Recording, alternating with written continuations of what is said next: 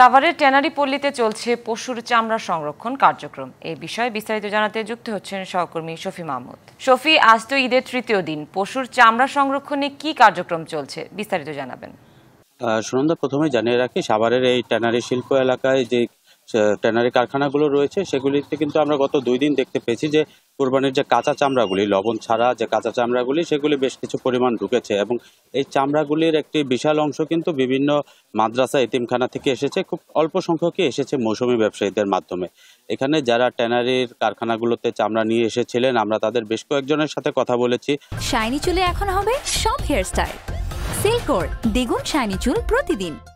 ট্যানারির বাইরে বিভিন্ন আড়তে আমরা যেটি দেখতে পাচ্ছিলাম, দাম নিয়ে বিভিন্ন দর কষাকষি বা বিভিন্ন অভিযোগ রয়েছে। এখানে কিন্তু আমরা খুব বেশি অভিযোগ পাইনি।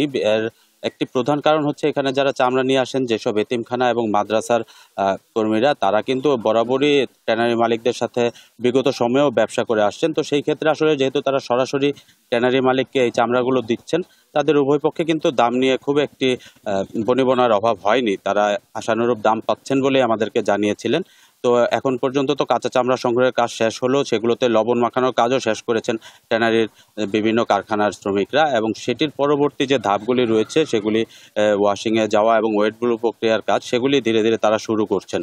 আগামী কয়েকদিন বিভিন্ন লবণযুক্ত চামড়া সংগ্রহ করবেন এই ট্যানারি মালিকরা, এবং এ বিষয়ে সরকারি যে নির্দেশনা রয়েছে যে ঈদের 10ম দিন পর্যন্ত শুধুমাত্র ঢাকা এবং আশেপাশের চামড়াগুলোই এই ট্যানারি মালিকরা কিনবেন। মানে যে লবণযুক্ত চামড়াগুলো ঢাকা এবং আশেপাশের অঞ্চলে রয়েছে, সেগুলি ঢুকবে এই ট্যানারিতে, এবং পরবর্তীতে ঢাকার বাইরে থেকে চামড়াগুলো আসবে। এবছর কিন্তু ট্যানারি মালিকরা একটি লক্ষ্যমাত্রা ধরেছিলেন, প্রায় 1 কোটি পিস গবাদি পশুর চামড়া সংগ্রহের। সেই লক্ষ্যেই তারা এগিয়ে চলছেন। ইতিমধ্যে আজকের দিনের যে পরিস্থিতি সেটি একটু জানি, যে এখানে শিল্প উপদেষ্টা এসেছেন, ট্যানারির বিভিন্ন কারখানা পরিদর্শন করবেন, সিটিপি পরিদর্শন করবেন। অবশেষে তিনি হয়তো সবশেষে আমাদের সাথে কথা বলতে পারেন এই বিষয়গুলি নিয়ে, তখন আমরা বিস্তারিত জানাতে পারবো। শফি, ধন্যবাদ আপনাকে আমাদের সাথে যুক্ত হওয়ার জন্য।